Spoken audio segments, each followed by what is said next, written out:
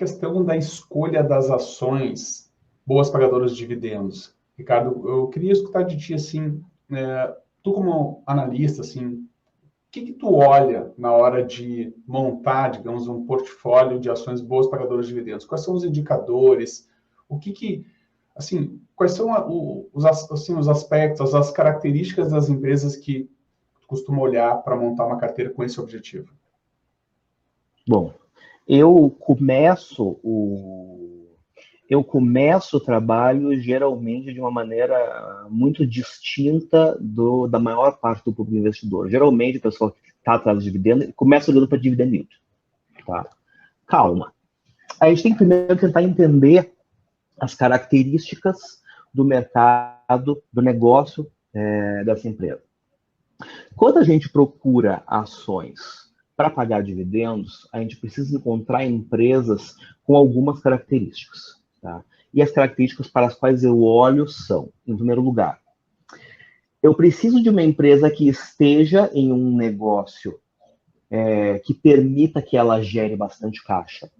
Tá? Então, negócios que se traduzem em grande consumo de caixa porque existe uma imensa necessidade de reinvestimento. Tá? Exemplo clássico, ações de tecnologia. Né? À medida que você tem lá, você está em determinado mercado que tem um novo paradigma tecnológico a cada 5 anos e, consequentemente, você está investindo para não ficar para trás.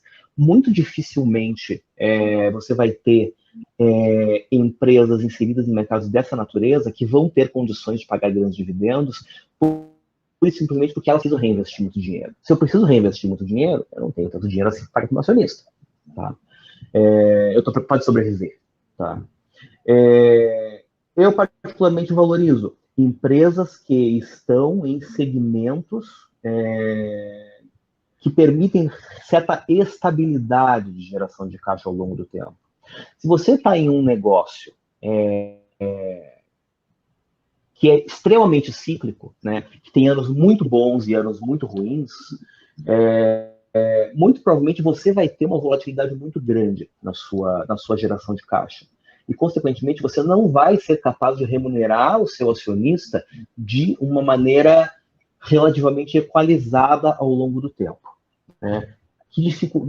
Qual é o exemplo clássico assim, de setores de dificuldade nesse sentido? Commodities. Né? A maior parte das commodities tem, pela própria natureza dos seus mercados, uma volatilidade muito grande de preço que se traduz em uma volatilidade muito grande de fluxo de caixa das empresas. Tá? Consequentemente, você tem anos que você gera muito caixa, tem anos que você gera pouco caixa. Tá? Vale pagou um dividendo gigante esse ano. Tá? Mas não se deve esperar que Vale sempre pague dividendos dessa monta à medida que existe o ano que o minério de ferro está a 60 e existe o ano que o minério de ferro está a 200. E isso faz toda a diferença do mundo na capacidade de geração de caixa da empresa. Ricardo, isso significa que é impossível que uma empresa de commodities seja boa pagadora de dividendos? Na verdade, não, mas é muito difícil. Tá? Dá para imaginar uma situação teórica. Imagina que você tenha uma empresa de commodities, tá? Que o cara, por acaso, ele atue em 2 commodities que têm ciclos que são descompassados, digamos assim. Tá? No ano que você está muito bem no minério de ferro, sei lá, o carvão está uma porcaria. No ano que o carvão está no carvão está bom, o minério tá... A Vale tentou fazer isso, tá? Em alguns momentos. Tudo isso para dizer que você pode construir dentro da empresa um portfólio de produtos que efetivamente equalize os fluxos de caixa ao longo do tempo, mas isso é muito difícil. Tá? A gente não tem grandes exemplos na Bolsa Brasileira. Onde que a gente vai ter a maior estabilidade de geração de caixa? São em setores que, em alguma medida, são regulados. Tá? Então, por exemplo, as empresas de energia elétrica, né, dentro dos subsetores do setor elétrico, a gente vai ter relativa estabilidade de geração de caixa, maior em transmissoras e geradoras, um pouco menor em distribuidoras. A gente vai ter em saneamento, a gente vai ter empresas de infraestrutura, a gente vai ter, em maior ou menor medida, no setor financeiro, seja em bancos, seja em seguradoras, a gente vai ter em telecom. A gente não vai ter isso em varejo, em tecnologia. É impossível? Não, não é impossível, mas é bastante difícil a gente encontrar empresas em setores que têm dinâmicas naturalmente voláteis, empresas que vão ter estabilidade no pagamento de dividendos. O que mais eu olho? Capacidade financeira da empresa. Se a empresa, por exemplo, tem uma alta alavancagem financeira, ela pode estar suscetível ao seu fluxo de caixa livre acabar oscilando muito por conta de serviço de juros. Tá? Em anos em momentos do ciclo econômico em que o custo de capital é baixo, né, que os juros são baixos, sobra dinheiro. Quando você tem momentos de aumento de juros, essas empresas acaba havendo uma transferência de riqueza dos acionistas para os credores, porque a maior parte do fluxo de caixa acaba sendo destinada ao pagamento dos credores. Então, é importante olhar que, do ponto de vista de alavancagem financeira, tem uma condição confortável. Isso tudo vai...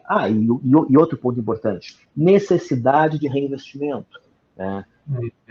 Eu já falei, de certa forma, quando estava falando de setores altamente competitivos. Mas aqui o que a gente busca é empresas que têm uma capacidade de caixa, de geração de caixa, que é estruturalmente superior à necessidade de reinvestimento do seu setor de atuação. Ou seja, sobra dinheiro de maneira sistemática. Aí a gente vai para o yield. Tá? Se a empresa tem essas características e ainda por cima negocia no mercado a um dividend yield que parece razoável, nós temos uma candidata a uma carteira de dividendos.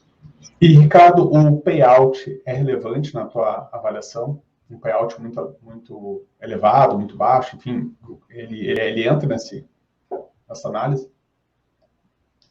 A gente, às vezes, encontra, por um milagre da natureza, empresas que têm payout baixo e que estejam conjunturalmente negociando a bons yields e, consequentemente, que acabam elegíveis a uma carteira de dividendos. Mas, tipicamente, a gente acaba tendo empresas com payout mais elevado. Tá? Payout, sei lá, 50%, 60%, 70%. Tá? Ou seja, a sinalização que a empresa dá é: eu estou em um segmento de atuação no qual eu não tenho oportunidades de reinvestimento para esse capital que justifique que eu mantenha ele dentro de casa, então eu distribuo ele para o acionista. Tá? Um ponto de atenção importante. Tá? Quando o payout é muito alto, é extremamente importante a gente fazer uma análise muito crítica se a empresa efetivamente está conseguindo reinvestir no mínimo para a manutenção dos ativos dela, ou se ela está efetivamente sacrificando a sua própria perenidade no longo prazo, visando remuneração do acionista. Tá? Isso é um ponto de atenção quando a gente tem empresas com payout ali muito próximo de 100%, alguma coisa assim. Em alguns casos, pode ter efetivamente um esvaziamento da empresa. Então, eu diria para você assim, o meu nível de conforto, ele está ali, empresas pagando, sei lá, entre 50% e 70%. Eu olho para empresas que pagam mais do que isso, tá? Só que nos casos que a empresa paga mais do que isso, eu olho com atenção redobrada para entender se a sustentabilidade da empresa, a sustentabilidade econômica, tá? Não estou falando das questões ambientais, não está sendo ameaçada por conta de uma distribuição excessiva de dividendos. E tu considera, Ricardo, que uma empresa que tem um yield elevado, satisfatório, e um payout relativamente baixo, tu considera que isso assim, dá uma certa segurança, então, para o investidor? Do tipo assim, é uma empresa que tem uma certa margem digamos assim, que daqui a pouco ela começa a não ir tão bem, mas como ela tem um payout relativamente baixo, ela vai conseguir atender à distribuição de dividendos para os acionistas de uma forma mais tranquila do que aquela empresa que está esgoelada, pagando, sei lá, 90% do seu lucro em dividendos. Assim, faz sentido pensar dessa forma? Como eu estava dizendo para você, eu acho que um dos melhores cenários que a gente tem, né, é encontrar empresas que são excelentes negócios e que têm um payout de médio para baixo e oferecem um excelente yield. Tá? A questão é que esse é um fenômeno muito difícil de achar, né? Porque basicamente assim, se a empresa é um excelente negócio e o mercado sabe disso, provavelmente ela já vai estar precificada de uma maneira que o yield dela já não vai ser tão bom. Tá?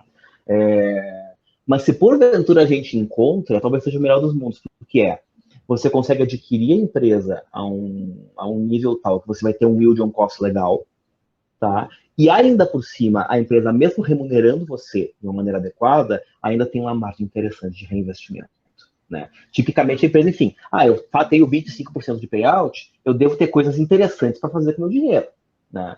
E se essas coisas interessantes que eu fizer com o meu dinheiro se traduzirem em investimentos que de fato remuneram o capital, a empresa cresce ao longo do tempo e, consequentemente, você tem um potencial muito relevante ali de remuneração, tanto na forma de ganho de capital como na forma de dividendos. Seu total return tende a ser muito bom, tá? Aqueles exemplos assim do tipo, cara, VEG não é uma grande pagadora de dividendos. Payout de VEG deve girar lá em torno, sei lá, uns 30%, tá? Mas houve momentos em que foi possível adquirir VEG a yields bons, pura e simplesmente porque os preços de mercado de VEG estavam muito deprimidos, né? Só que isso é uma coisa muito difícil de achar, tá? Talvez seja o sweet spot do investimento em dividendos, encontrar esse tipo de coisa, mas é bem difícil.